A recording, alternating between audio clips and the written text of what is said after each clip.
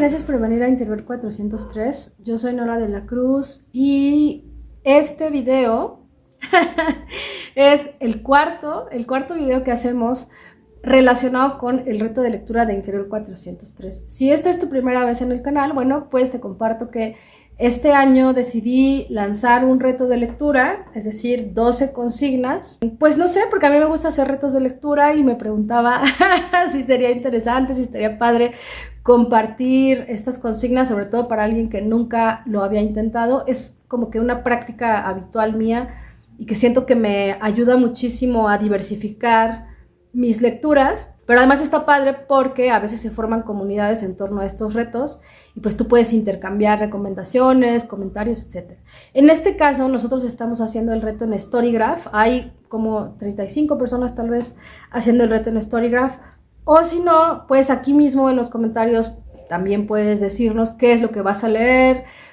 si vas a participar en el reto, qué es lo que vas a leer, o si crees que deberíamos considerar alguna otra recomendación para este tipo de lectura, pues también aquí lo quieres compartir, o si también nos quieres contar si a lo mejor ya leíste el libro correspondiente a esta consigna, porque hay gente que está leyendo, es decir, nunca fue la idea que siguiéramos un orden para leer o para hacer las consignas, pero yo lo estoy haciendo así para traer un video al mes relacionado con este contenido y porque yo sí lo estoy haciendo en orden, al menos lo estoy intentando. Tengo que decirles que hoy es 10 de marzo y voy fatal con mis retos del año. Quise mezclar dos, o sea, este y el del 52 Book Club, y la verdad es que en los dos estoy fracasando estrepitosamente, pero creo que porque escogí libros muy complejos y bueno, y además no solo complejos sino también largos. Entonces en estos videos normalmente empiezo diciéndoles qué voy a leer yo para cumplir con esta consigna, y después les hago algunas recomendaciones de libros que yo ya conozco, que ya he leído y que podrían ajustarse a esta consigna en particular, por si todavía no se les ocurre que van a leer, bueno, pues que tengan un poquito de inspiración. Para esta consigna yo voy a leer Matemáticas congolesas de Nkoli-Jean Bof, no sé si Bofane o Bofan, es un autor francófono, posiblemente es Bofan. Este es un libro que todavía hace parte de las cortesías que me mandó Elefante Editorial. Yo no conocía para nada a este autor. Es originario de la República Democrática del Congo, nacido en 1954. Aparentemente, desde los 6 años tuvo que salir del Congo y llegó a Bélgica. Entonces, bueno, pues ha pasado su vida pues entre los dos países y es un escritor francófono, ¿no? Escribe en francés. Este libro, el protagonista se llama Celio, y de lo que habla es de bueno, pues no sé si es un niño, un adulto, pareciera que es un niño, ¿no? Pero Celio tiene un cuaderno de matemáticas y aparentemente este cuaderno de matemáticas y su relación con las fórmulas y con todo esto, pues Celio aparentemente lo usa como un medio para entender la realidad de la ciudad donde vive y la realidad pues posiblemente política y social del Congo. En la Cuarta de Forros nos dicen que el libro es mordaz y exótico, que hay algo de humor en esta historia y sobre todo pues seguramente hay alguna cuestión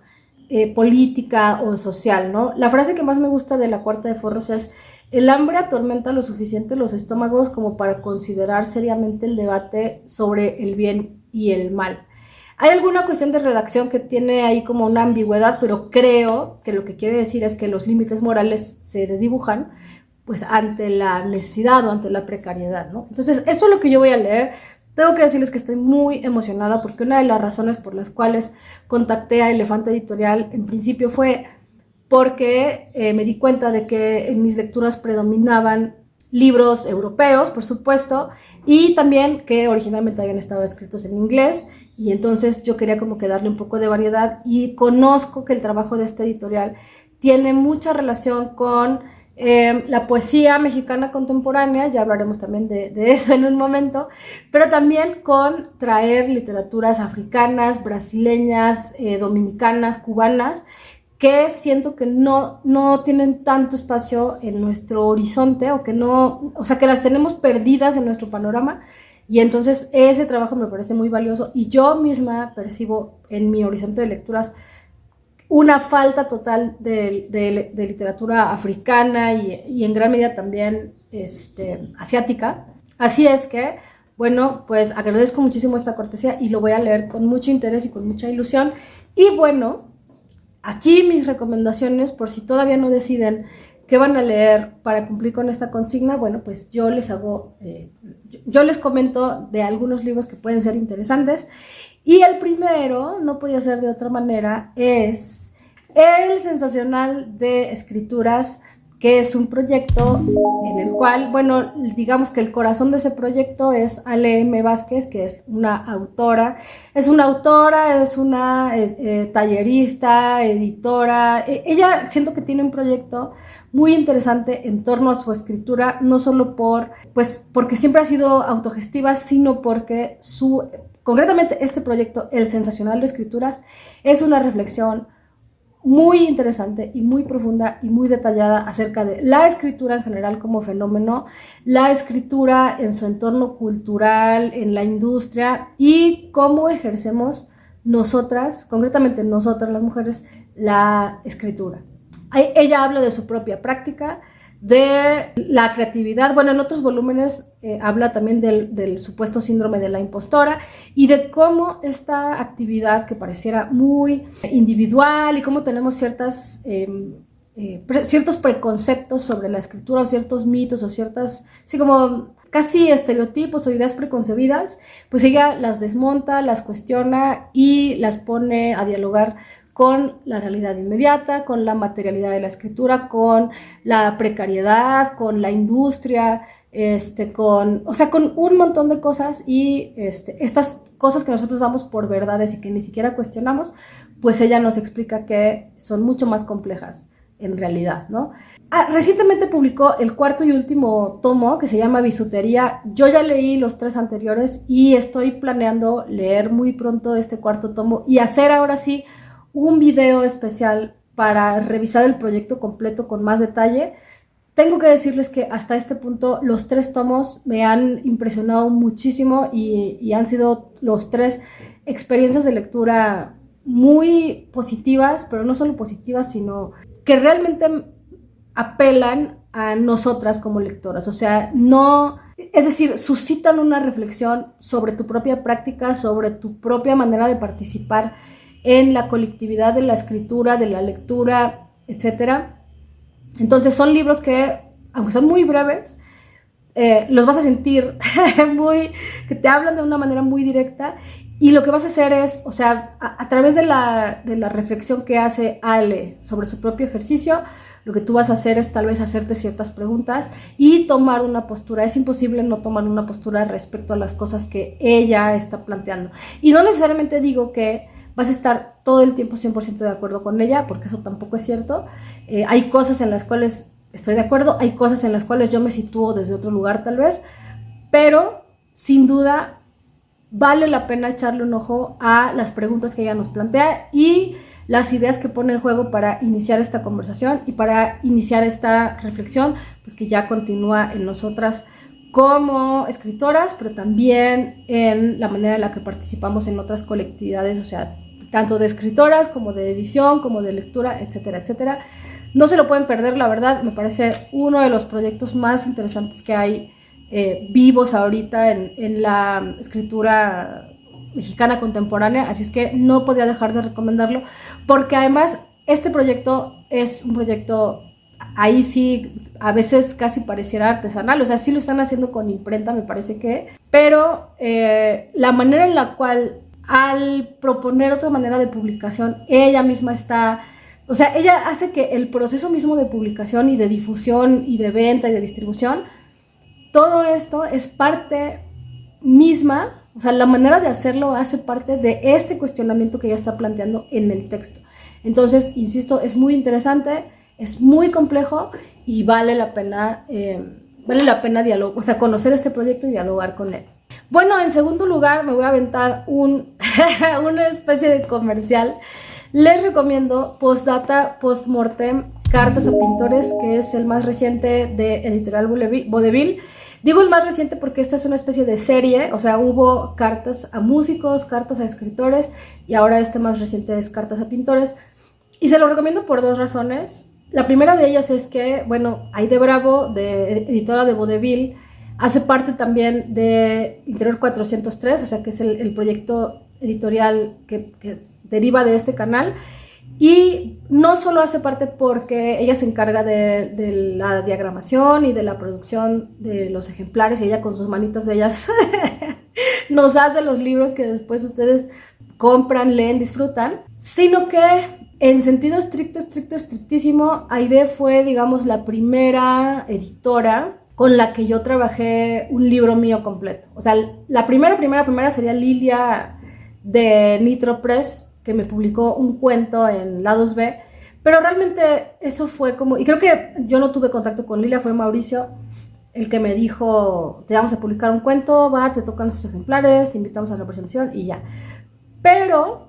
yo siento que yo aprendí mucho de Aide en ese primer contacto, cuando, además, imagínense, ella tuvo la valentía de publicar El Te Amaba, que era un libro, o sea que el título asustaba mucho,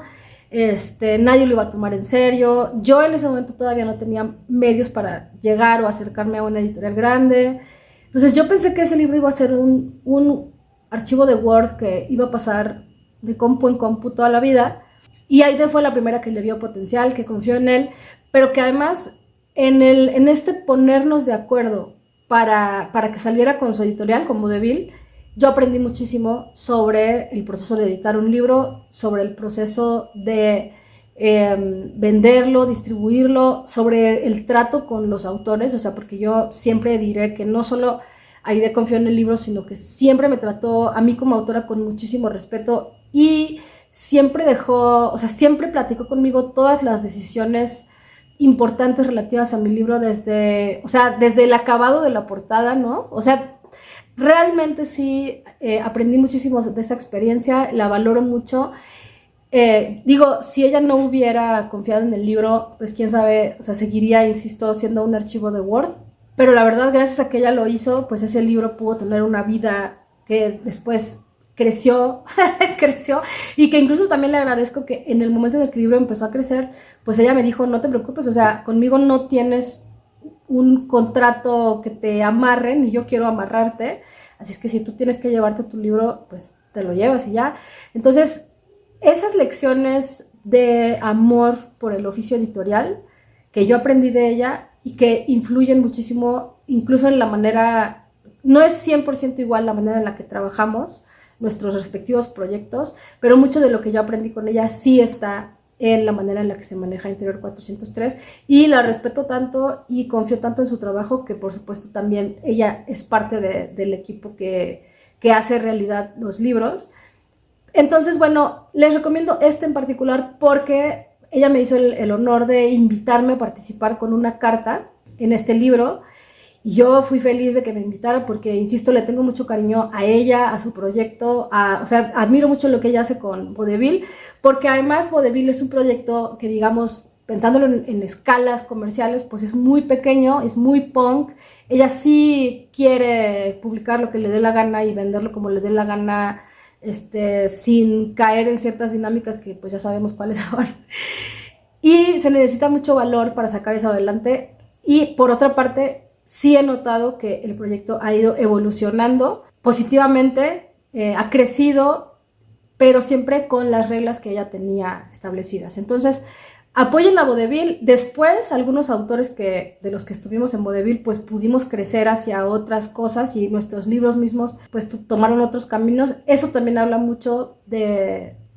que Aide es una gran editora, ¿no? O sea, porque si esos libros que tenían este lugar tan modesto, ella los sacó adelante y después, gracias a que ella los sacó adelante, crecieron hacia otros rumbos, pues eso quiere decir que ella tenía la visión para encontrar ese potencial, ¿no? Entonces, bueno, desde aquí le mandamos muchos besitos a Aide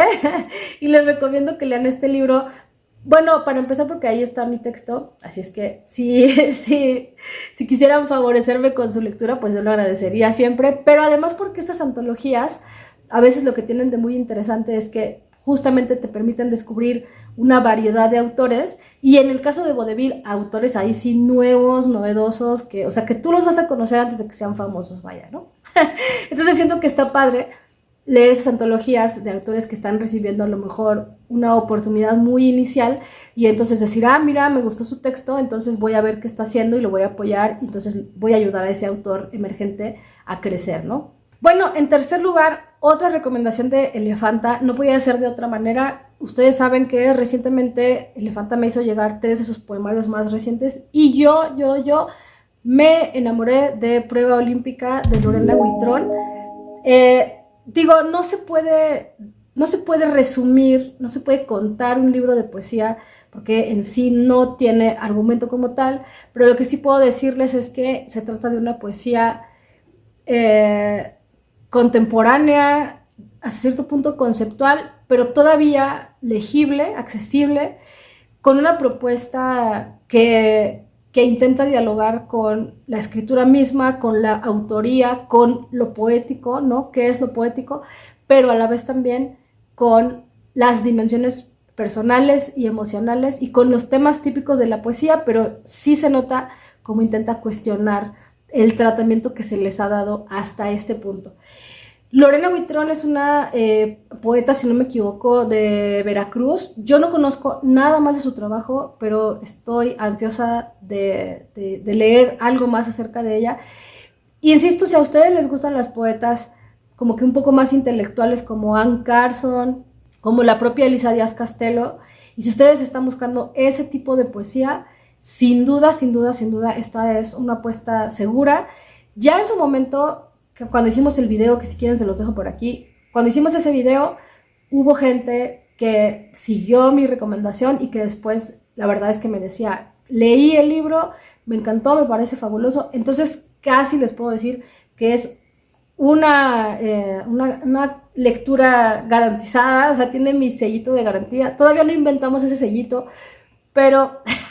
deberíamos hacerlo, pero este sí tiene el sello de aprobación de Interior 403, así es que si lo ven por ahí, de verdad, y si están buscando una poesía fresca, inteligente, novedosa, emocional, directa, o sea,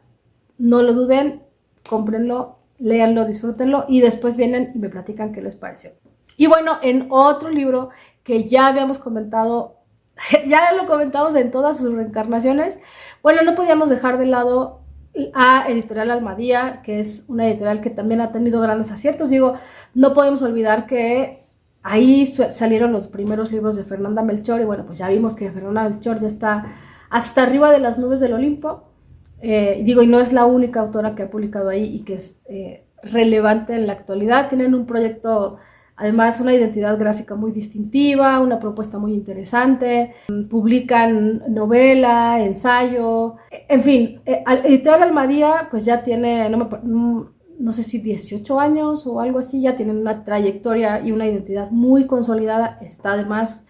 que les hable al respecto, y digo, prácticamente también les diría, o sea, si se acercan a Editorial Almadía hay mucho de dónde escoger, pero en este caso no podía ser de otra manera. Yo les voy a recomendar Transporte a la Infancia de Frida Cartas, porque pues ustedes saben que ese es un libro que conocimos aquí en su edición casi artesana, la autogestiva, etcétera. Yo me di cuenta de que ese libro tenía mucho corazón, y yo misma pues tuve que ver en que ese libro llegara a las manos correctas, que en este caso eran las de Almadía. O sea, yo tenía de cierta forma claro que ese era un catálogo al que se podía integrar, y en el momento en el que platicamos, o sea, que yo estuve presente en una conversación con Guillermo Quijas, que es el editor, yo le decía que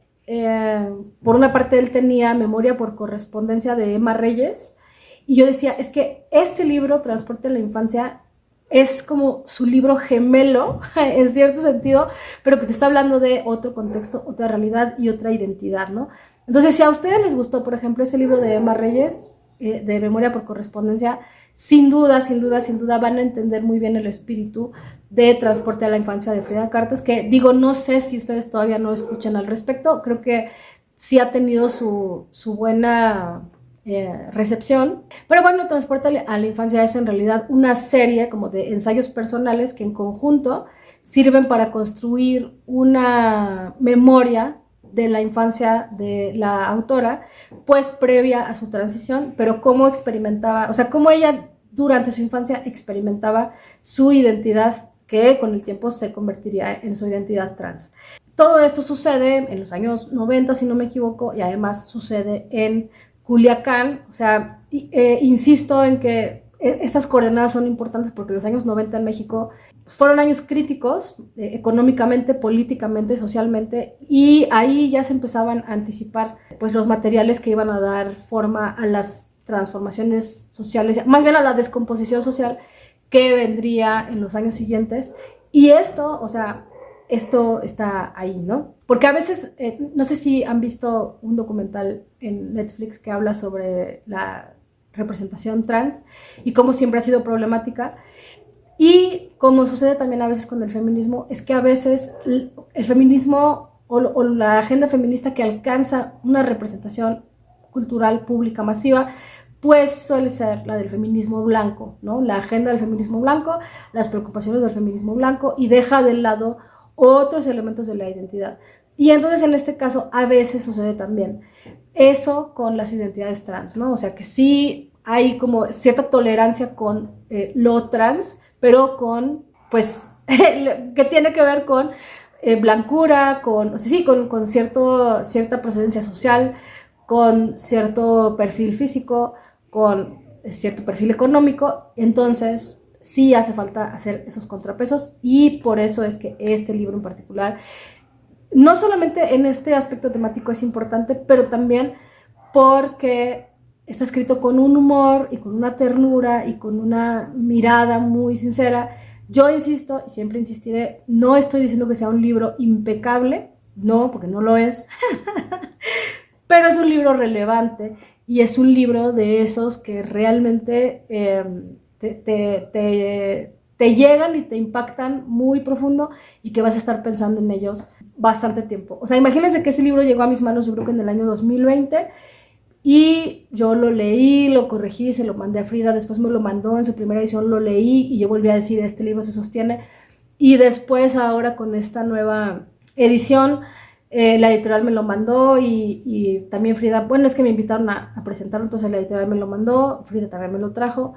lo volví a leer y se sigue sosteniendo. Entonces, bueno, entiendo que puede haber discusiones en torno a él y que, insisto,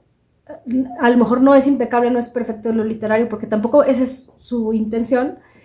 pero de que es un libro importante, pues sí, sin duda se los digo, y si no se han acercado a él, es una buena oportunidad, es una buena oportunidad para que lo hagan. Y bueno, finalmente, también una editorial independiente que no se podía quedar fuera de estas recomendaciones, sin duda Sexto Piso, por varias razones. Digo, yo no me había acercado a su catálogo tanto, no lo conozco tan bien o no lo conozco completo, porque, digo, también hay que decir que son libros muy preciosos, o sea, todo, el papel, el diseño, la portada, el catálogo, todo es ahí sí prácticamente impecable, es muy bonito, muy logrado, pero esos libros durante mucho tiempo estuvieron fuera de mi alcance por su costo. O sea, desde las editoriales independientes creo que, bueno, ahorita ya todas están un poco parejas, pero esta yo sí la identificaba como una editorial cara, y entonces de plano ni me acercaba. Pero recientemente, no me acuerdo cuál fue mi punto de entrada a esta editorial. En la pandemia tuvieron algunas ofertas y yo estaba como que en ese espíritu de que sí hay que apoyar a las editoriales, etcétera, y les hice algunas compras simplemente basándome en portadas. O sea, no tenía mucha idea de lo que estaba comprando, pero tuve unos hallazgos tan maravillosos, entre ellos, por ejemplo, La Niña de Oro Puro, que de verdad fue de mis libros favoritos del año 2020, no me acuerdo si 22 o 23, pero de verdad, mamma mía. O sea, no sé si Sexto Piso tenga algo más de Margaret Drabble, pero ese libro, ese excelso librazo, neta, si les gusta Virginia Woolf y todo esto ¿cómo se llama? El libre flujo de conciencia y todo esto, pero además meterle una reflexión de género y sobre la maternidad y sobre la discapacidad y todo esto, en serio, qué librazo. Pero no es ese el que les quiero recomendar. Bueno, sí se los recomiendo, pero en este caso quiero hablar de una de mis lecturas recientes, que ese libro me lo mandó la editorial y que también fue de los libros top del año pasado y que me encantó, y que además quiero, o sea, elegí ese para recomendarlo porque es un libro en el que, insisto, sigo pensando. O sea, creo que eso es lo más valioso, y sobre todo cuando uno ya lee tanto. Si quieren me pueden criticar por... Sé que hay una discusión en torno a que no es competencia y que no hay que leer muchos libros y qué tal, pero por otra parte yo sí tengo como mucha prisa de que quiero leer todo. quiero aprovechar realmente mi tiempo en este mundo para leer todo lo que pueda. Cada quien, o sea, eso es algo muy personal, pero bueno, en mi caso yo sí leo muchos libros al año, y creo que una de las cosas que destaco cuando sucede es cuando en medio de todos esos libros hay alguno que se queda en mi memoria y en mi ser de una manera tan profunda, y en este caso Pequeñas desgracias sin importancia de Miriam Toews creo que me impactó más que Ellas hablan, porque bueno, los dos libros están profundamente arraigados en su identidad como menonita y en las experiencias que tuvo, pero Pequeñas desgracias sin importancia es un libro que habla de la relación entre dos hermanas, ese amor profundo, esa profunda comprensión, pero por otra parte también en la distancia que puede haber entre las dos cuando una enferma de depresión y esa enfermedad pues se convierte en algo que pone en peligro su vida constantemente, pero que también se vuelve una cuestión de en qué radica el apoyo verdadero, o sea, en querer que sanes y hacer todo para que estés supuestamente bien dentro de nuestro concepto de lo que es estar bien, o sea, evitar que tú te hagas daño a ti misma, o si el apoyo verdadero está en entender tu sufrimiento y ayudarte a, o sea, ser respetuosa con tu voluntad de que ya no quieres sufrir más y aceptar que sí, que tal vez ese sufrimiento, o sea, es intolerable y nunca se va a detener, y entonces tú tal vez tendrías el derecho de elegir, o sea, de pensar que tu vida no es vivible con esta enfermedad y entonces respetar tu voluntad de no vivir más, ¿no? Por supuesto que esto es, o sea, nos propone un dilema muy fuerte respecto a la libertad y la salud mental y todo esto, por supuesto, pero podría ser un libro muy triste y es muy conmovedor, o sea, de verdad, yo, sobre todo el final, o sea, me conmovió muchísimo, así lloré con lágrimas, pero también es increíble la potencia de la ternura que hay en esa relación, e incluso los gestos de humor y de